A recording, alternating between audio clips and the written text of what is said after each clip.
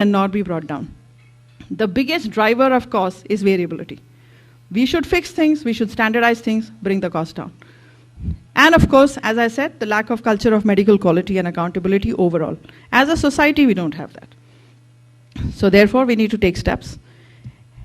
And the further steps to improve the situation is clinical audits, a deliberate move towards clinical governance. You know, in our country, the medical professionals, me included, we are all very shy of sharing our results. We all are very individualistic. We say, I do it best and my way is the best. And I refuse to share it with somebody else. I refuse to be examined by my peers. And if there is a patient that dies under my care, I refuse for an audit by my contemporary. Now, this is a mindset that we need to change. And I'm not saying that all doctors are the same. There are many who agree that this situation must change. And this is the way forward. When that collective thought, overcomes the critical mass that it requires to succeed, we will. And I think we are more or less close to that point. We do not as yet do a complete risk profiling of hospitals or various areas within the hospitals to understand better as to what are the patient safety concerns within that system. As I said before, event reporting mechanisms, sharing our knowledge and best practices amongst the hospitals. We are very, very restricted in such things.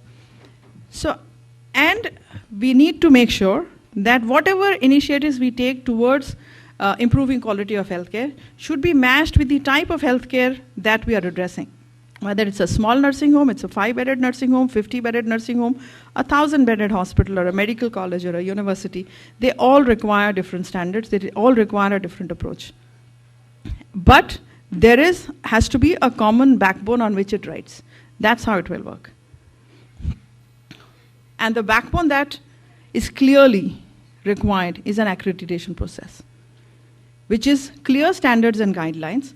And it is not, it's not the ultimate. Accreditation process gives us the route to take. It gives us a direction to take. So it has a direction for a small healthcare provider. It has a direction for a doctor who wants to set up a nursing home. And it has a direction for the university hospitals to run the medical college. We have to then also look beyond accreditation to see where do we want to go beyond. So accreditation is not definitely the only means, and it is also not the end point.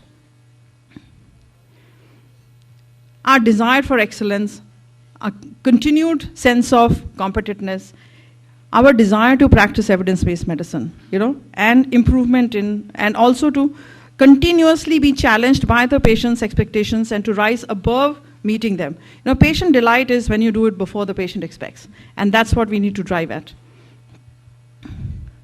So if I were to just look at which are the various factors that influence quality of healthcare in the country, it's the quality of manpower that delivers it, quality of equipment that we have, the quality of infrastructure we have, and very strongly, accreditation is coming into this country as a very strong driver of this desire for excellence.